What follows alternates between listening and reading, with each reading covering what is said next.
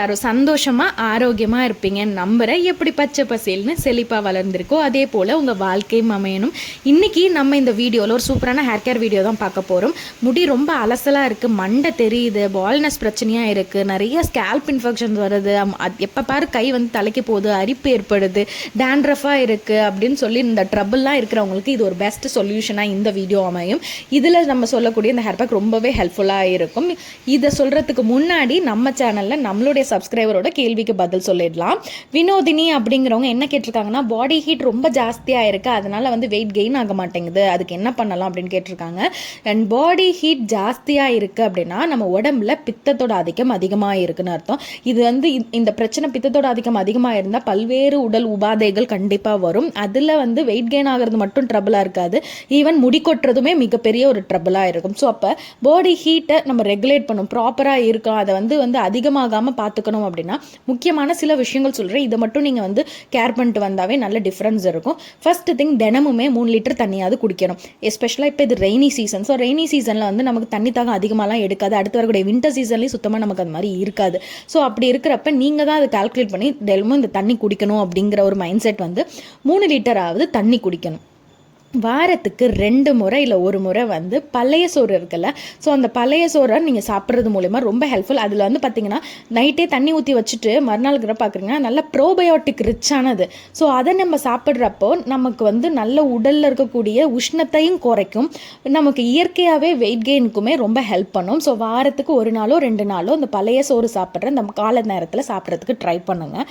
And vitamin C ரிச்சான fruit ஏதாவது ஒன்று டெய்லி பேசிஸில் எடுத்துக்கோங்க. நெல்லிக்காய் எடுத்துக்கலாம், இல்லைன்னா சாத்துக்குடி, ஆரஞ்சு, இது ஏதாவது ஒன்று எடுத்துக்காங்க. அப்படி இல்லைன்னா நீங்கள் லெமன் கூட நீங்கள் தாராளமாக லெமன் ஜூஸாக கூட போட்டு நீங்கள் கூட குடிக்கலாம். நெல்லிக்காய் எடுத்துக்கிறீங்கன்னு சென்ஸ் தினமும் ஒரு நெல்லிக்காய் எடுத்துக்கிறது அவ்வளவு நல்லது. அண்ட் தினமும் ஒரு ஆப்பிள் விட தினமும் ஒரு நெல்லிக்காய் தி பெஸ்ட்டுன்னு சொல்லலாம். நெல்லிக்காவை நைட்டில் சாப்பிடக்கூடாது, பகல் நேரத்தில் தான் சாப்பிடணும். அண்ட் நெல்லிக்காய் சாப்பிட்றப்ப அது உங்களுக்கு சாப்பிட்றதுக்கு டேரெக்டாக சாப்பிட பிடிக்கலனா கூட அதையும் ஜூஸாக சாப்பிட்லாம். அதுலேருந்து ஒரு 3 டேட்ஸை சேர்த்து ஆட் பண்ணி நீங்கள் ஜூஸாக கூட போட்டு குடிக்கலாம், சூப்பராக இருக்கும். அண்ட் உடம்புக்கு ரொம்ப நல்லது. இது நான் இப்போ சொன்ன சின்ன சின்ன விஷயமா இருக்கும், பட் இந்த சின்ன சின்ன விஷயத்தை ஃபாலோ பண்ணாவே வந்து பாடி ஹீட்டை ரொம்ப நேச்சுரல் மெத்தடில் உடம்புல ஹீட்டை வந்து குறைக்க முடியும். அண்ட் ரொம்ப முக்கியம், ஓவர் ஸ்ட்ரெஸ் ஆனாலும் பாடியில் பித்தம் அதிகமாகும். ஸோ அதையும் நம்ம தான் அதை வந்து ஸ்டேபிள் பண்ணி வைக்கணும். சரி, அடுத்து இப்போ நம்ம இந்த ஹேர் பேக்கை எப்படி ரெடி பண்ணணும் அப்படின்னு பார்க்கலாம். இதுக்கு நான் எடுத்துக்கக்கூடிய இன்க்ரீடியன்ட் என்ன அப்படின்னு பார்த்தீங்கன்னா ஃபெர்மெண்டட் ரைஸ் தான் எடுத்திருக்கேன். இது எப்படி முதல்ல ரெடி பண்ணணும்னா, இப்போ நம்ம காலையிலலாம் சாதத்தை வடிச்சிட்டு ஒரு மதியம் போலேயே நீங்கள் வந்து அதில் தண்ணி ஊற்றி வச்சிட்டிங்கன்னா மறுநாள் காலையில் பார்த்தீங்கன்னா நல்லா ஃபெர்மெண்ட் ஆகிருக்கும். அந்த மாதிரி ஃபெர்மெண்டடான ரைஸை தான் இப்போ யூஸ் பண்ண போகிறோம். இப்போ இந்த மாதிரி ஃபெர்மெண்டடான ரைஸ் எடுக்கிறப்போ அதோட pH வந்து பார்த்தீங்கன்னா நல்லாவே ரெடியூஸ் ஆகிருக்கும். அது ஈஸியாக நமக்கு வந்து அந்த ஹேர் ஸ்ட்ராண்ட்ஸில் போய் நம்ம ஹேர் க்ரோத்தை இன்க்ரீஸ் பண்ணுறதுக்கு ரொம்ப உதவியாக இருக்கும். அண்ட் இதில் ஆன்டி ஆக்சிடென்ட்ஸ் ரிச் கூட. ஸோ இது எல்லாமே வந்து உங்களுக்கு ஹேர் க்ரோத்தை நல்லா இன்க்ரீஸ் பண்ணி கொடுக்கும். ஒரு அடுத்த இன்க்ரீடியன்ட் எடுத்துருக்கிறது சின்னமன் தான், அதாவது நம்ம பட்டை அப்படின்னு சொல்லுவோம் இல்லையா, ஸோ அது இங்கிலீஷில் சின்னமன். ஸோ இதை தான் நான் எடுத்துருக்கிறேன். ஏன் சின்னமன் எடுத்திருக்கேன் அப்படின்னு பார்த்தீங்கன்னா, நமக்கு ஸ்கேல்பில் இந்த இச்சினஸ் இருக்குல்ல, நம்ம அடிக்கடி வந்து நமக்கு தலையை சொறிகிறது, இந்த மாதிரி டேண்ட்ரஃப் ப்ராப்ளம் இருக்கிறது, இது எல்லாத்தையுமே ரெடியூஸ் பண்ணும். ஏன்னா சின்னமனில் வந்து பொறுத்தவரை இதில் ஆன்டிஃபங்கல் ப்ராப்பர்ட்டிஸ் அதிகமாக இருக்குது. ஸோ இந்த டேண்ட்ரஃபை நல்லாவே கிளியர் பண்ணி கொடுக்கும். ஈவன் இது வந்து ஹேர் ஃபாலிக்கில் ஸ்டிமுலேட் பண்ணி நல்ல ஒரு ஹேர் க்ரோத் கொடுக்கும். நல்ல ஒரு பவுன்சி, ரெகுலர் யூசேஜில் நல்ல ஒரு பவுன்சினஸ் இருக்கும். பால்னஸையே தடுக்கக்கூடிய இது இந்த சின்னமனுக்கு இருக்கு. இப்போ முடி நல்லா நேர் வகுடு எடுக்கிறோம் அப்படின்னா நடுவில் அலசலாக இருக்கும் தெரியுமா, அந்த மாதிரி வந்து இருக்கிற அந்த பால்னஸ் ப்ராப்ளமே நமக்கு வந்து ரெடியூஸ் பண்ணி சின்ன சின்னதாக பேபி ஹேர்ஸ் ஒரு ரெகுலர் யூசேஜில் நீங்கள் ஒரு 2 மாதம் தொடர்ந்து வாரத்துக்கு 1 முறை இந்த பேக் நீங்கள் போட்டுட்டு வந்தீங்கன்னா அந்த இடத்துல கூட பேபி ஹேர்ஸ் வரதை நல்லாவே டிஃப்ரென்ஸ் உங்களால் பார்க்க முடியும். ஏன்னா இதில் இருக்கக்கூடிய ஆன்டிஃபங்கல் ப்ராப்பர்ட்டிஸ் இது எல்லாமே வந்து பார்த்தீங்கன்னா அவங்க ஸ்கேல்ப் இன்ஃபெக்ஷன்ஸை ரெடியூஸ் ஹேர் ஃபாலிக்கில் ஸ்டிமுலேட் பண்ணி நல்ல ஒரு ஹேர் க்ரோத்தை கொடுக்கும், ரொம்பவே ஹெல்ப் பண்ணும். ஸோ அதனால் சின்னமன் தான் இதை எடுத்திருக்கேன். இப்போ இந்த சின்னமன் வந்து நீங்கள் வந்து 2லேருந்து 3 பீஸ் சின்ன சின்ன பீசஸ் இந்த மாதிரி நீங்கள் எடுத்துக்கோங்க. இப்போ இதோட சேர்த்து அடுத்த இன்க்ரீடியன்ட் நான் ஆட் பண்ண போகிறது என்ன அப்படின்னா கிராம்பு. இந்த கிராம்புலேயும் ஆன்டிஃபங்கல் ப்ராப்பர்ட்டி அதிகமாக இருக்குது. ஸோ இதுவுமே டேண்ட்ரஃப் போன்ற பிரச்சனை, இந்த இச்சினஸ் எல்லாத்தையுமே குறைக்கிறதுக்கு ரொம்ப உதவியாக இருக்கும். இதுலேயும் ஆன்டி ஆக்சிடென்ட்ஸ் ரொம்பவே அதிகம். ஈவன் வந்து ப்ரீமேச்சூர் கிரே ஹேர் வரும் இல்லையா, ஸோ அந்த ப்ரீமேச்சூர் கிரே ஹேரை கூட நம்ம வந்து தடுக்கிறதுக்கு இந்த கிராம்பு ரொம்ப ஹெல்ப்ஃபுல்லாக இருக்கும். ஸோ இந்த கிராம்பு வந்து உங்களுக்கு ஹேர் ஃபாலை கண்ட்ரோல் பண்ணுறதுக்கும் உதவியாக இருக்கும். அண்ட் ஈவன் ஹேர் க்ரோத்தை இன்க்ரீஸ் பண்ணுறதுக்கு ஹெல்ப் பண்ணும்.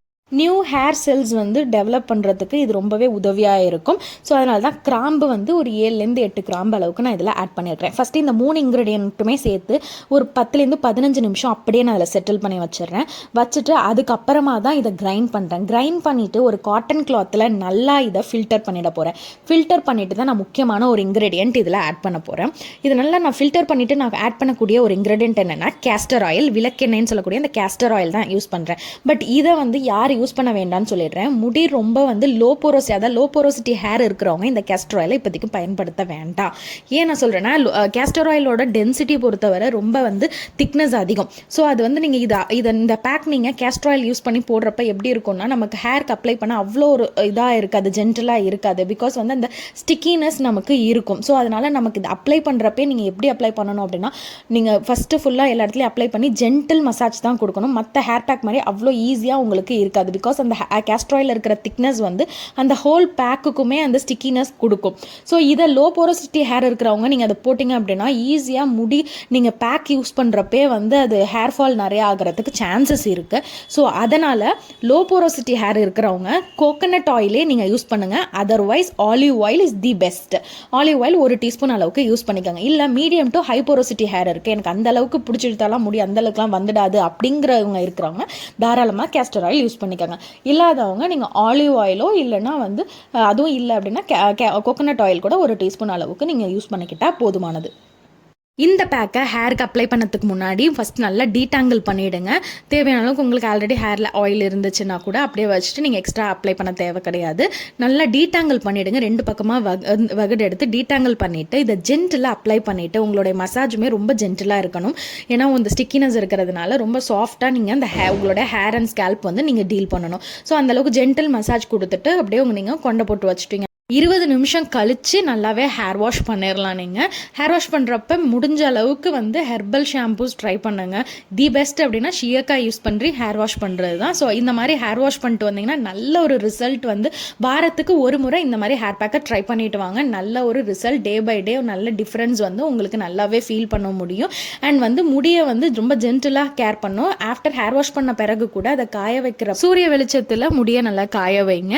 அண்ட் ஒரு டிப் சொல்கிறேன்னு சொன்னேன் இல்லையா, இந்த கிராம்பு சொன்னேன்னா அந்த கிராம்பை ஒரு 5 கிராம்பு எடுத்து கொஞ்சமாக தண்ணியில் ஒரு 1/2 கிளாஸ் தண்ணியில் நல்லா பாயில் பண்ணி நல்லா கூலான பிறகு அதை ஃபில்டர் பண்ணிவிட்டு நீங்கள் ஹேர் வாஷ் பண்ணி முடிச்சுட்டு வந்தோடனே ஒரு கொஞ்சமாக ஈரப்பதம் இருக்குல்ல முடியல, அப்போ உங்கள் ஸ்கேல்ப் ஃபுல்லாக அதை ஸ்ப்ரே பண்ணிக்கோங்க.